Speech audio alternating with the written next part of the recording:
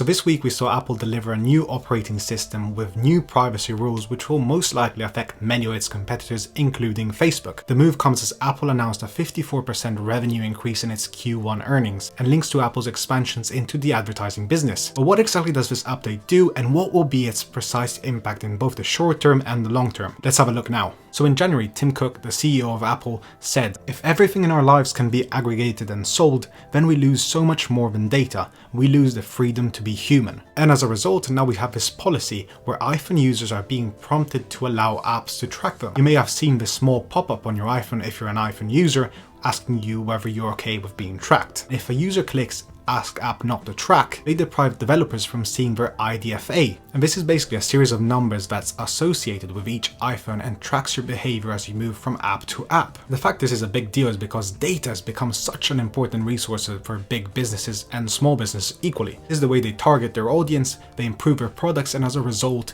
improve their profits and grow their business. Until now, apps have been able to collect and share with third parties, including data brokers, all sorts of information about you. This could include your location, other apps you're using, when you logged into the app, an encrypted version of your email, and most importantly, this identifier number, the IDFA for your phone. So as iPhone users go through apps and the web, they leave behind these sort of crumbs and their IDFA copies, which are used by online advertisers to build their behavior patterns and their profiling to better target their ads. As you can imagine, this move is expected to be a huge hit to the digital ads industry, which is worth over $400 billion. This is bigger than Apple's revenue, and it's an industry dominated by the huge players like Google and Facebook. And we already have practical examples of the severe effect of this policy by just looking at Bumble. The dating app, which pursued an IPO just recently, said the ability of advertisers to accurately target and measure their advertising campaign at the user level may become significantly limited. And it's not just Bumble, because this policy seems to put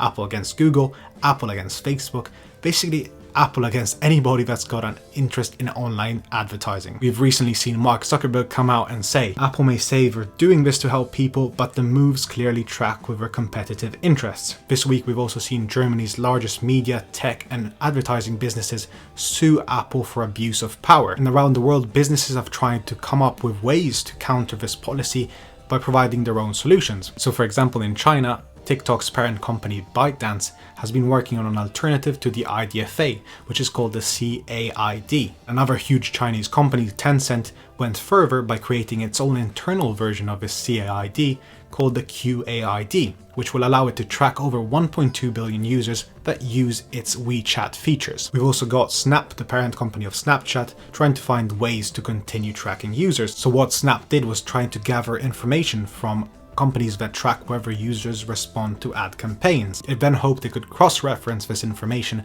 with the information it currently holds in order to continue tracking users. Now obviously this whole big situation brings huge arguments on both sides. Critics of Apple's policy say that it's simply deploying scary language to scare users, and it's not actually providing information to explain why they might want relevant ads. The key thing here is when you're scrolling through a web page and you see targeted ads for stuff you may be interested in, which may be, for example, clothing, you may be actually interested in purchasing that clothing, and in that sense, the ad could be useful. However, without this tracking system, you may be bombarded by ads we have no connection or relation to and you're not simply interested in. Apple counters this argument by saying that even if certain services such as location information are claimed to be anonymous, there's a whole industry of obscure third-party data brokers who are able to match this information with other information and understand who the individual really is. And as an example, these were the same data brokers that were able to identify the people that stormed the US Capitol. So another major factor here is that Apple is trying to build its own stake in the online advertising booming business,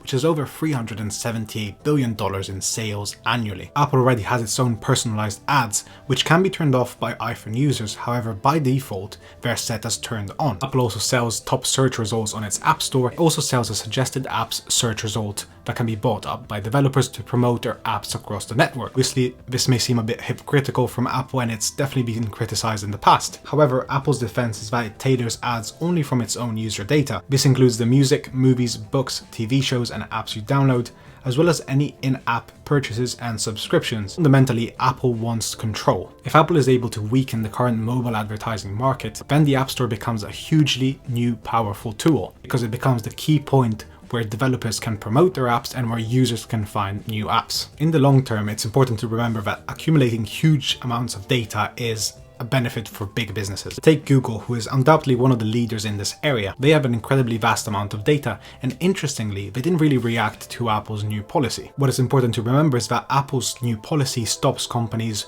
from taking data from third-party apps. However, it doesn't stop companies from collecting information from multiple apps they hold. And as you can imagine, Google has a huge advantage here because of all the apps it holds. For example, Google Chrome, YouTube, and Gmail. And the same goes for Facebook, who sees themselves as well positioned to deal with this, and also sees a lot of companies potentially moving to use Facebook platforms for more commerce solutions. The key here is that the greater your business, the more well positioned you are to deal with this whole situation. This is a very interesting trend we've also seen in the mobile gaming market with the recent acquisition by Electronic Arts of Glue Mobile for $2.1 billion.